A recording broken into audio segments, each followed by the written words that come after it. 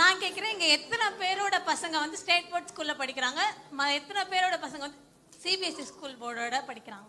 நான் சொன்னேன்மா 2% தான் state board, central board. 2% central board, 98% state போர்டுல இருக்காங்க. ஸ்டேட் போர்டுல இருக்காங்க. பட் ஆனா நான் கேக்குறேன், இங்க இருக்கவங்க எத்தனை பேரோட பசங்க ஸ்டேட் போர்ட் ஸ்கூல்ல படிக்கிறாங்க சொல்லுங்க பாப்போம். எங்கள்ட்டியா? ஆமா. எங்கள்ட்டியா? எங்கள்ட்ட